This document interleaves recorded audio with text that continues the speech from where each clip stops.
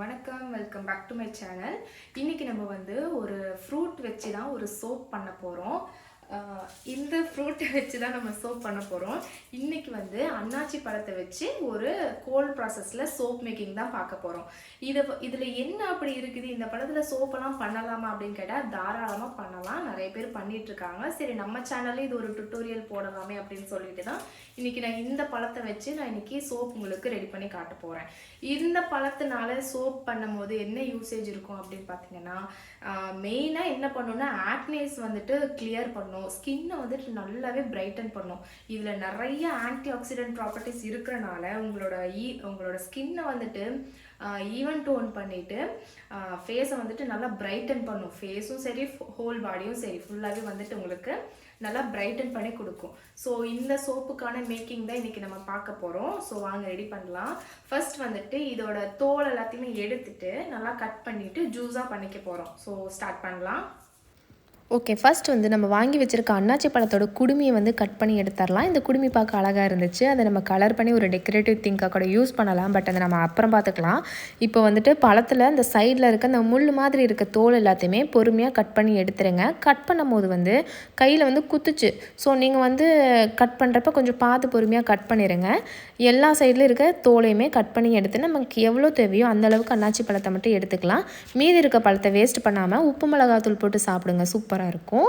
So இதில் இருக்கிற எல்லா முள் மாதிரி இருக்க தோல் எல்லாத்தையுமே கட் பண்ணி எடுத்துடலாம். கட் பண்ண பின்னாடி எனக்கு ஒரு பாதி பழம் இருந்தால் போதும். இன்றைக்கி நான் வந்து ஒரு 148 கிராம் அளவுக்கு மட்டும்தான் இதோட பைனாப்பிள் ஜூஸ் எடுக்க போகிறேன். ஸோ அதனால் எனக்கு பாதி பழம் இருந்தாலே போதும். ஸோ நமக்கு எவ்வளோ தேவையோ அந்த அளவுக்கு மட்டும் பழத்தை எடுத்து சின்ன சின்னதாக கட் பண்ணி போட்டு நம்ம ஜூஸ் பண்ணி எடுத்துக்கலாம்.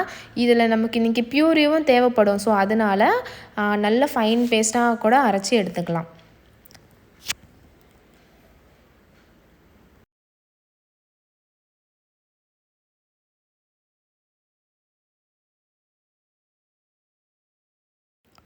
ஸோ நம்ம எடுத்து வச்ச எல்லா பழத்தையுமே நல்லா குட்டி குட்டியாக கட் பண்ணி போட்டுட்டோம். இப்போ இதை வந்துட்டு மிக்சியில் போட்டு நல்லா ஜூஸ் பண்ணி எடுத்துக்க போகிறோம். நான் என்ன பண்ணேன்னா, கடைங்கள்லாம் நமக்கு பைனாப்பிள் ஜூஸ் அப்படின்னு கேட்டால் நல்லா லிக்விட் கன்சிஸ்டன்சியில் தருவாங்கள்ல, இப்படியே அரைச்சா வந்துடும் நினச்சிட்டு நான் எதுவுமே தண்ணியில் ஆட் பண்ணாமல் அரைச்சேன்.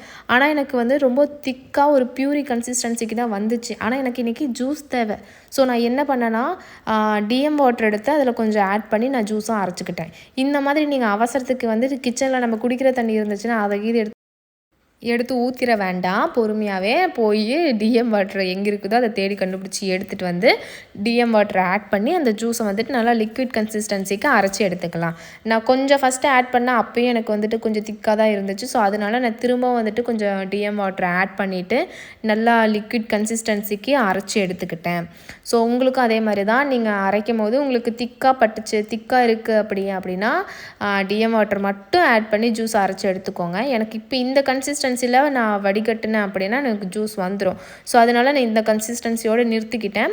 அடுத்து வந்து என்ன பண்ணுறேன்னா, ஸ்கேல் எடுத்துக்கிட்டேன், அப்புறம் ஒரு பீக்கர் எடுத்துக்கிட்டேன். இதில் வந்துட்டு நான் அரைச்சி வச்ச பைனாப்பிள் ஜூஸை வந்துட்டு வடிகட்டி ஒரு 148 கிராம் அளவுக்கு மட்டும் எடுத்துக்க போகிறேன். இன்றைக்கி எனக்கு வந்து அவ்வளோதான் தேவைப்படுது. ஸோ அதனால் ரொம்ப போட்டு நான் என்னோடய பியூரியை வந்துட்டு, அதாவது இந்த ஜூஸை வந்துட்டு நான் ரொம்ப பிழிஞ்சு எடுக்காமல் மேலோட்டமாக மட்டும் ப்ரெஸ் பண்ணி அதோட ஜூஸை மட்டும் எடுத்துக்கிறேன். ஏன்னா எனக்கு பியூரி கொஞ்சம் தேவைப்படுது. அதனால் நான் எல்லாமே இதிலே அமுத்தி எடுத்துட்டேன் அப்படின்னா என்னோடய பியூரியில் ஒன்றுமே இருக்காது, வெறும் சக்கை தான் இருக்கும். ஸோ அதனால் நான் மேலோட்டமாக மட்டும் ஜூஸை வந்துட்டு ஒரு 148 கிராமுக்கு எடுத்துக்கிட்டு மீதி இருக்கிற பியூரி வந்துட்டு நான் வச்சுக்கிட்டேன். என்னோடய அடுத்த பியூரி ஆட் பண்ணுற ஸ்டேஜுக்கு நான் அதை ஆட் பண்ணிக்க போகிறேன். ஸோ இந்த 148 கிராமுக்கு இருக்கிற பைனாப்பிள் ஜூஸை வந்துட்டு நம்ம அடுத்து என்ன பண்ண போகிறோம்னா, ஐஸ் க்யூப் ட்ரேயில் ஆட் பண்ணிவிட்டு ஃப்ரீசரில் ஒரு 2 to 3 மணி நேரம் வரைக்கும் வச்சு நல்லா ஃப்ரீஸ் பண்ணி எடுத்துக்க போகிறோம். ஸோ இது நான் வந்து ட்ரேயில் ஆட் பண்ணிவிட்டு ஃப்ரீசரில் வச்சுட்டு ஒரு 3 மணி நேரம் இல்லை ஒரு 2 மணி நேரத்துக்கு அப்புறம் திரும்ப நம்ம எடுத்துக்கலாம். இதுக்கு இடையில வந்துட்டு நம்மளோட ஆயில்ஸ் எல்லாமே மெஷர் பண்ணிக்கலாம். ஃபஸ்ட்டு வந்துட்டு நான் எப்பயும் எடுக்கிறது கோகனட் ஆயில் வந்துட்டு இன்றைக்கி நான் எவ்வளோ எடுக்கிறேன் அப்படின்னா 250 கிராம்ஸுக்கு எடுத்துக்கிறேன். அதாவது ஒரு 50% நான் எடுத்துக்கிறேன். நான் பண்ணுற சோப்ஸ் எல்லாமே எவ்வளோ கிராமில் இருக்குன்னா 500 கிராமுக்கு அளவுக்கு தான் நான் எடுப்பேன். ஸோ அதனால் அதில் வந்து ஒரு 50 கிராம்ஸ் பார்த்திங்க அப்படின்னா 250 கிராம்ஸுக்கு நான் கோகனட் ஆயில் எடுத்துக்கிறேன். இது கூட கேஸ்டர் ஆயில் வந்துட்டு ஒரு 10%, அதாவது 50 கிராம்ஸுக்கு நான் எடுத்துக்கிறேன். கூடவே வந்துட்டு ஆலிவ் ஆயில் வந்து ஒரு 10% 30%. அது எவ்வளோ வரும்னா 50 கிராம்ஸுக்கு வரும். 50 கிராம்ஸ் ஆலிவ் ஆயிலும் எடுத்துக்கிறேன். கடைசியாக வந்துட்டு ரைஸ் பிரான் ஆயில் எடுக்க போகிறேன். அது வந்து ஒரு 30%க்கு எடுத்துக்க போகிறேன். அதோட வேல்யூ எவ்வளோ இருக்கும் அப்படின்னா 150 கிராமுக்கு ரைஸ் பிரான் ஆயில் எடுத்துட்டேன். நம்ம இன்றைக்கி நான் எல்லாமே லிக்விட் ஆயில்ஸாகவே எடுத்திருக்கேன். பட்டர்ஸ் எதுவுமே எடுக்கலை. ஸோ வந்து ஆயில் இருக்கட்டும். இப்போ வந்து ஒரு 2 மணி நேரத்துக்கு அப்புறம் பார்த்திங்கன்னா நம்ம ஆட் பண்ணி வச்ச இந்த பைனாப்பிள் ஜூஸ் வந்துட்டு நல்லாவே ஐஸ் க்யூப்ஸாக மாறிடுச்சு. இதை ஒரு ட்ரேயில் வந்து தட்டி எடுத்துகிட்டு ஒரு பீக்கரில் நான் மாற்றிக்க போகிறேன். இப்போ இது கூட வந்துட்டு நம்ம என்ன ஆட் பண்ண போகிறோம் அப்படின்னா காஸ்டிக் சோடா தான் ஆட் பண்ண போகிறோம். ஆஸ் யூஷுவல் அதே ப்ரொசீஜர் தான். வெயிட் மிஷினில் வச்சுட்டு இன்றைக்கி நான் எவ்வளோ காஸ்டிக் சோடா எடுக்க போகிறேன் அப்படின்னா 76 அதாவது 76 கிராம்ஸுக்கு காஸ்டிக் சோடாவை எடுத்து இந்த பைனாப்பிள் இருக்கிற ஐஸ் க்யூப்ஸில் நான் ஆட் பண்ணி நல்லா கலந்து விட்டுக்க போகிறேன். அந்த 76 கிராமையும் ஒரே டைமில் இந்த க்யூப்பில் ஆட் பண்ணி அது நல்லா டிசால்வ் ஆகிற வரைக்கும் நம்ம கலந்து விட்டுக்க போகிறோம். அதுக்கு வந்து ஒரு 1/4 மணி நேரம், ஒரு 15 to 20 நிமிஷம் வரைக்குமே ஆகும். ஸோ அது வரைக்குமே பொறுமையாக எல்லா காஸ்டிக் சோடாவும் இந்த லையில் கரையிற மாதிரி, ஐஸ் க்யூப்ஸில் கரையிற மாதிரி மிக்ஸ் பண்ணி விட்டுக்கோங்க. டைம் எடுக்கும், கண்டிப்பாக டைம் எடுக்கும். ஸோ பொறுமையாக வந்துட்டு எல்லா காஸ்டிக் சோடாவுமே இந்த ஐஸ் க்யூப்பில் கரையிற மாதிரி கலந்து விட்டுக்கோங்க. இந்த மாதிரி ப்ரொசீஜரில் பண்ணிகிட்ருக்கும்போது உங்களுக்கு அந்த லிக்விட் வந்துட்டு ரொம்ப ஹீட் ஆகிற மாதிரி ஃபீல் ஆச்சு அப்படின்னா ஒரு ஐஸ் க்யூப் பாத் பண்ணலாம். அது எப்படின்னா நிறைய ஐஸ் க்யூப் எடுத்து ஒரு பவுலில் போட்டுட்டு இந்த பீக்கரை வந்து அதுக்குள்ளே வச்சுட்டு நீங்கள் மிக்ஸ் பண்ணும் போது கீழேருந்து உங்களுக்கு ஒரு சில்னஸ் கிடைக்கும் போது அதோட ஹீட் வந்துட்டு ரெடியூஸ் ஆயிரும். ஸோ நீங்கள் அப்படியும் பண்ணலாம். நல்லா வந்துட்டு செக் பண்ணிக்கோங்க, ஒரு காஸ்டிக் கூட இல்லாமல் நல்லா கரைய விட்டுருங்க. இப்போ வந்துட்டு நம்ம எடுத்து வச்சுருக்க ஆயில்ஸ் எல்லாத்தையுமே ஒன்ஸ் நல்லா கலந்து விட்டுக்கலாம். கலந்து விட்ட பின்னாடி நம்ம அரைச்சி வச்சோல முன்னாடியே அந்த பியூரியிலேருந்து ஒரு 2 ஸ்பூன் அளவுக்கு வந்துட்டு நான் பைனாப்பிள் பியூரி வந்துட்டு இந்த ஆயில் கூட ஆட் பண்ணிக்க போகிறேன். ஆட் பண்ணிட்டு நல்லா மிக்ஸ் பண்ணி விட்டுருங்க. பியூரி ஆட் பண்ணும்போது ஆயில்ஸில் தான் ஆட் பண்ணணும். இந்த லைவ் சொல்யூஷனுக்கு இது ஆட் பண்ணிட வேண்டாம். இப்போ வந்துட்டு வடிகட்டி நம்மளோட அந்த பைனாப்பிள் கலந்த லைஸ் சொல்யூஷனை வந்துட்டு ஆயில்ஸோட ஆட் பண்ணிக்கலாம். இப்படி வடிகட்டி ஆட் பண்ணும்போது கரையாமல் ஏதாவது 1-2 காஸ்டிக் சோடா இருந்துச்சுன்னா கூட அது வெளியே வந்துடும். ஸோ காஸ்டிக் சோடா டைரெக்டாக ஆயில்ஸில் பட்டுருச்சு அப்படின்னா அதை வந்து கரையாத, அது அப்படியே தான் இருக்கும். நமக்கு சோப் பண்ணும் போதும் பண்ணி முடித்த பின்னாடியும் அது அப்படியே இருந்தால் அதோட காரத்தன்மை, அதோட கெமிக்கல் வந்துட்டு நமக்கு வரும். ஸோ அதனால் அதுக்கு அந்த ஒரு ரீசனுக்காக நம்ம கம்பல்சரியாக நம்மளோட லைவ் சொல்யூஷனை வடிகட்டி தான் ஆட் பண்ணணும். நீங்கள் இதை ஆயிலையும் லைவ் சொல்யூஷனையும் ஆட் பண்ண பின்னாடி நல்லா பிளெண்ட் பண்ணி விட்டுருங்க. நமக்கு ஒரு நல்ல ஒரு இட்லி மாவு பதத்துக்கு வர வரைக்கும் நல்லா கையில் ஒன்ஸ் பண்ணிவிட்டு அதுக்கப்புறம் பிளெண்டர் போட்டு நல்லா மிக்ஸ் பண்ணி விட்டுறலாம். எல்லாமே நல்லா மெர்ஜான பின்னாடி நான் இன்றைக்கி வந்து இது 2 பார்ட்டாக பிரிக்க போகிறேன். ஒன்றில் வந்துட்டு எல்லோ கலர் ஆட் பண்ண போகிறேன். இன்னொன்றில் வந்துட்டு கவுலின் கிளே வந்து ஆட் பண்ண போகிறேன். இந்த பெரிய பார்ட்டில் இருக்கிறத வந்து எல்லோ ஆக்சைடு வந்துட்டு ஆட் பண்ண போகிறேன். பைனாப்பிளுக்கு எல்லோ கலரில் இருக்கும். ஸோ அதனால் நான் இன்றைக்கி எல்லோ கலர் வந்துட்டு கொடுக்கலான்னு பார்த்தேன். பவுடரில் எல்லோ கலர் என்கிட்ட இல்லை, அதனால ஆக்சைடு இருந்துச்சு. ஸோ இந்த எல்லோ ஆக்சைடை வந்துட்டு ஆட் பண்ணிக்க போகிறேன். இந்த எல்லோ ஆக்சைடு வந்துட்டு ஆட் பண்ணலாமா அப்படின்னா ஆட் பண்ணலாம். நம்மளோட ஃபவுண்டேஷன்ஸ் அதில் எல்லாமே கூட இதுதான் யூஸ் பண்ணுவாங்க.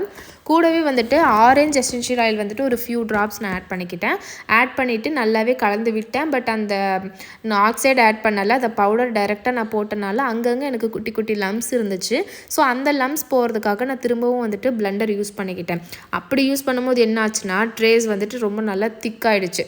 கொஞ்சம் ஓரளவுக்கு லிக்விடாக இருந்த பேட்டர் வந்துட்டு நல்லா கொஞ்சம் திக் கன்சிஸ்டன்சிக்கு வந்துடுச்சு. ஸோ அதனால் நான் இதை வந்துட்டு உடனே வந்து மோல்டில் ஆட் பண்ணிடலாம் அப்படின்னு சொல்லிட்டு நல்லா கலந்து விட்டுட்டு மோல்டு எடுத்து அதில் ஆட் பண்ணிக்கிட்டேன். லிக்விடாக இருந்துச்சு அப்படின்னா ஊற்றுறதுக்கு கொஞ்சம் ஈஸியாக இருக்கும். ஆனால் நான் என்ன பண்ணேன்னா அந்த லம்ஸை கரைக்கிறதுக்காக பிளெண்டர் போட்டனால இன்னும் கொஞ்சம் நல்லா திக் பேஸ்ட்டாக மாறிடுச்சு. ஸோ அது ஒன்றும் பிரச்சனை இல்லை. நான் வந்து எல்லாத்தையுமே ஸ்பேட்டலாவோட உதவியால் எல்லாத்தையுமே மோல்டில் ஆட் பண்ணிட்டேன். எப்போ ஸ்பேட்டலா யூஸ் பண்ணாலும் நமக்கு 0 வேஸ்டேஜ் தான். ஸோ அதனால் ஸ்பேட்டலா யூஸ் பண்ண பாருங்கள். ஸ்பூனை விட ஸ்பேட்டலா பெட்டர். அப்புறம் இந்த பெரிய பவுலில் இருந்த எல்லா பேட்டரையும் ஓரளவுக்கு எடுத்து மோல்டில் போட்ட பின்னாடி நல்லா தட்டி விடுங்க. ஏன்னா ஏர் பபிள்ஸ் ஏதாச்சும் உள்ளே இருந்துச்சுன்னா கூட வெளியே வந்துடும். அப்புறம் ஈவனாக ஸ்ப்ரெட் ஆகும். பேட்டர் வந்து ஈவனாக ஸ்ப்ரெட் ஆகிறதுக்காக நல்லா தட்டிடுங்க. அடுத்து சின்ன ஒரு பவுலில் எடுத்து வச்சோல சின்ன பீக்கரில் அதில் வந்துட்டு கவோலின் கிளே வந்துட்டு நான் இன்றைக்கி ஆட் பண்ணிக்க போகிறேன். ஒரு ஒயிட் கலர் கிளே. ஏன்னா அதுக்கு வந்து கொஞ்சம் அதை விட கலர் வந்து இது லைட்டாக தெரியணும் அப்படின்றதுக்காக கவோலின் கிளேயில் வந்துட்டு கொஞ்சமாக ஆயில் ஆட் பண்ணிவிட்டு ஏன்னா ஃபஸ்ட்டே நான் வந்து பவுடர் அப்படியே போட்டனால பிளெண்டர் யூஸ் பண்ணி அது வந்து கொஞ்சம் லம்ஸ் இருந்துச்சு, அதை நான் கரைக்கிறதுக்கு பிளெண்டர் யூஸ் பண்ணேன். ஸோ இப்போ வந்துட்டு நான் ஃபஸ்ட்டே வந்துட்டு ஆயில் யூஸ் பண்ணி அந்த க்ளேவை நல்லா கரைச்சி விட்டுட்டு இந்த பேட்டரில் ஆட் பண்ணிக்கிட்டேன். ஸோ இதை வந்துட்டு நான் டைரெக்டாக அதில் அப்படியே போடாமல் என்ன பண்ணுறேன் அப்படின்னா, இன்றைக்கி நான் மேலே வந்துட்டு கொஞ்சம் டிசைன் பண்ண போகிறேன். ஸோ இதுக்கு எனக்கு என்னெல்லாம் தேவைப்பட்டுச்சு அப்படின்னா, இந்த மாதிரி ஒரு பைப்பிங் பேக் எடுத்துக்கோங்க, அப்புறம் இந்த மாதிரி ஒரு நாசில் எடுத்துக்கோங்க. இது எல்லாமே வந்துட்டு இந்த பேக்கரி எசென்ஷியல்ஸ் இருக்கிற கடைகளில் கிடைக்கும். இந்த கேக் பண்ணுற கடை, சாக்லேட் பண்ணுற கடை, அந்த மாதிரி கடைகளில் போனீங்க அப்படின்னா கிடைக்கும். அதை நீங்கள் லோக்கலில் இருந்தாலும் வாங்கிக்கலாம், இல்லை ஆன்லைனில் இருந்தாலும் வாங்கிக்கலாம். ஸோ ரெண்டாவதாக எடுத்து வச்சுருக்கிற பேட்டரை வந்துட்டு நான் அந்த பைப்பிங் பேக்கில் வந்துட்டு போட்டுக்க போகிறேன். ஏதாவது ஒரு டிசைன் பண்ணலாம் அப்படின்னு சொல்லிட்டு நான் அதில் போட்டுட்டு, இந்த கேக்குக்கு மேலே நமக்கு க்ரீமெல்லாம் வரும்ல, ஸோ அந்த மாதிரி பண்ணலாம் அப்படின்னு சொல்லிட்டு நான் வந்து அதை பச்சக்குன்னு ஒரு டாட்டாக வச்சு விட்டேன். அது கொஞ்சம் நல்லா இருந்துச்சு பார்க்க. ஸோ கேப் விடாமல் இருக்கிற எல்லா இடத்துலையுமே வந்துட்டு இந்த மாதிரி ஒரு பூவாக போட்டு விட்டுருங்க. இதுக்கு பேர் என்னன்னு கூட எனக்கு தெரியல, இந்த மாதிரி ஒரு டிசைனுக்கு பேர் என்னன்னே தெரியல.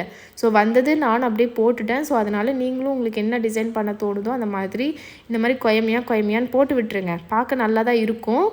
ஸோ எந்த இடத்துலையுமே கேப் இல்லாத அளவுக்கு, பேட்டரை வேஸ்ட் பண்ணாத அளவுக்கு போட்டுட்டு ஓரத்தில் இருக்கிறதெல்லாம் நல்லா தொடச்சி விட்டுருங்க. தொடச்சிட்டு இப்போ நமக்கு சோப் ரெடி ஆகிடுச்சு. இப்போ இதை வந்து ட்ரை பண்ணணும். அதனால ஒரு 2 days வந்துட்டு இதை நல்லா காய விட்டுட்டு அதுக்கப்புறமா நம்ம எடுத்து கட் பண்ணி பார்க்கலாம். இப்போது சோப் பார்த்திங்கன்னா ஒரு 2 நாளுக்கு அப்புறம் நல்லாவே ட்ரை ஆகிடுச்சு. ட்ரை ஆன பின்னாடி நம்ம மோல்டுலேருந்து சோப்பை வந்துட்டு அன்மோல்டு பண்ணிடலாம்.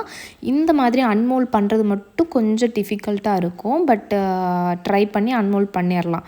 அன்மோல்ட் பண்ணிவிட்டு நமக்கு என்ன சைஸில் வேணுமோ, என்ன வெயிட்டில் வேணுமோ சோப்பை வந்துட்டு கட் பண்ணி க்யூரிங்கில் ஒரு 30 to 45 daysக்கு வந்துட்டு நம்ம வைக்க போகிறோம். க்யூரிங்கில் வைக்கும் போது டைரக்ட் சன்லைட்டில் வைக்காமல் ரூம் டெம்பரேச்சரில் ஒரு மேலே ஒரு ஸ்லாப்லேயோ இது ஒரு செல்ஃப்லேயோ வச்சுருங்க. டைரக்ட் சன்லைட்டில் வேணாம், ரூம் டெம்பரேச்சர்லேயே ஒரு 35 to 40 days வரைக்கும் க்யூரிங் வச்சிடலாம். இப்போ இதை வந்துட்டு நமக்கு வேண்டிய சைஸில் வேண்டிய வெயிட்டில் வந்துட்டு கட் பண்ணி வச்சுக்கலாம். கட் பண்ண பின்னாடியும் பாருங்கள் சோப்போட டெக்ஸ்சர் வந்துட்டு ரொம்ப பர்ஃபெக்டாக இருந்துச்சு. ஸோ இதே மாதிரி நீங்களும் ட்ரை பண்ணலாம். இதே மெத்தடில் வேறு ஜூஸ் கூட இதே ஜூஸை கூட நீங்கள் ரீப்ளேஸ் பண்ணிவிட்டு வேறு ஃப்ளேவர் பண்ணிக்கலாம். அண்ட் இந்த சோப் மேக்கிங்கில் வேறு ஏதாச்சும் உங்களுக்கு டவுட்ஸ் இருந்துச்சுன்னா கீழே இருக்க கமெண்ட் பாக்ஸில் கமெண்ட் பண்ணுங்கள். அண்ட் வேறு ஏதாச்சும் சோப் பற்றின மேக்கிங் உங்களுக்கு தெரியணும் அப்படின்னாலும் எனக்கு அதை கீழே கமெண்ட் பண்ணுங்கள். முடிஞ்ச அளவுக்கு வீடியோ போட பார்க்குறேன்.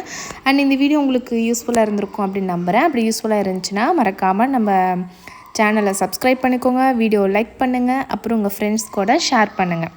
அண்ட் அடுத்து ஒரு நல்ல வீடியோவில் பார்க்கலாம். தேங்க்ஸ் ஃபார் வாட்சிங்.